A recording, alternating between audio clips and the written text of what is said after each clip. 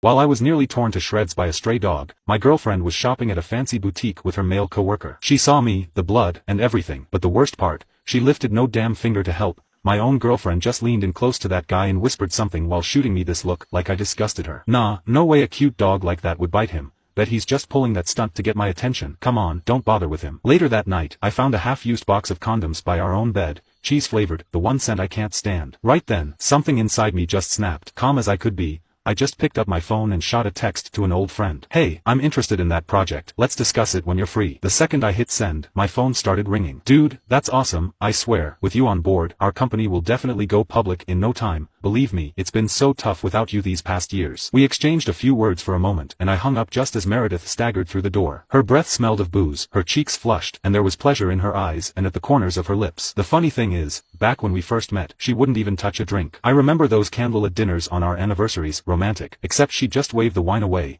saying she was allergic, and leaving me to drink alone. But ever since Devin joined the company, Meredith came home drunk more often than not. Randall, still up, heat me a glass of milk, she slurred. She didn't even look up from her phone, just bossed me around like usual. Didn't take a genius to guess that she was chatting with Devin. He's this genius programmer she just hired, came in and solved 2 big tech troubles for the company right away. And on top of that, he's got that gentle personality and good looks. No wonder my girlfriend was pretty much glued to his side. The milk got expired. I said it casually without even looking first. She scrunched up her face, pouted like a little girl, kicked off her heels, and flopped down on the couch in a huff. Geez, there you go again, Randall. Seriously, what's the matter if I hang out with my employees? For Pete's sake, you've gotta stop being passive-aggressive every fucking time. Listen, Devin's a valuable asset, okay, and I'm his boss. Remember, of course, I gotta pay attention to him. You think I enjoy going out all the time? Come on, I'm just doing it for us. Oh, by the way, you studied computer science too, right? If you had even half of Devin's skills, I wouldn't have to spend my days faking smiles with him, you know. She lay back on the couch, her eyes half closed as she kept mumbling in a daze. She seemed to have forgotten that I graduated at the top of my class,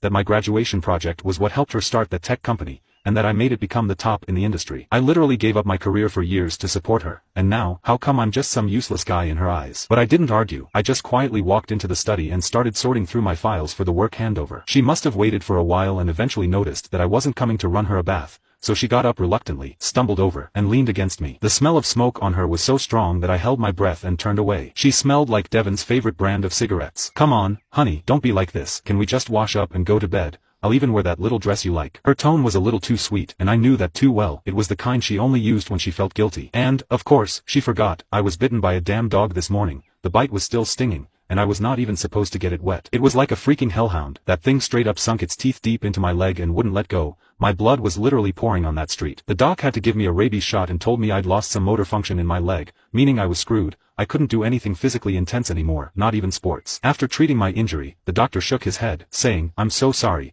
If you'd gotten here half an hour earlier, we could have saved the nerves." Probably seeing I wasn't in the mood, Meredith dropped her pride for once. She grabbed my hand and guided it to her chest. But I jerked my hand away, and she looked humiliated. Just as she was about to lose her cool, her phone lit up as a song played. It's That Damn Love of My Life, a special ringtone for Devin. I'd already told Meredith how much it bothered me, but she just brushed me off, calling me narrow-minded. What was I supposed to do other than let it slide? Or try to? Still, every time that damn ringtone played, it scraped at me like someone dragging nails across a chalkboard. Just like that, a smile plastered on Meredith's face, and she just shoved me aside and glided back to the bedroom. A little while later, I checked the company's group chat and found that Devin had sent a message a minute ago. "Guess you knocked out before I could get my good night from you, President Weber." That bastard even threw in a bunch of cringy colorful hearts and shy emojis that made me flinch. Then came a screenshot, my girlfriend, asleep on a video call, with a picture of Devin grinning. Proof of her cheating on me was right on my face, and I felt like I'd been kicked in the stomach. To make matters worse, our idiot coworkers jumped in. The group chat quickly blew up with replies like, "Now you can watch the second part by pressing share and more."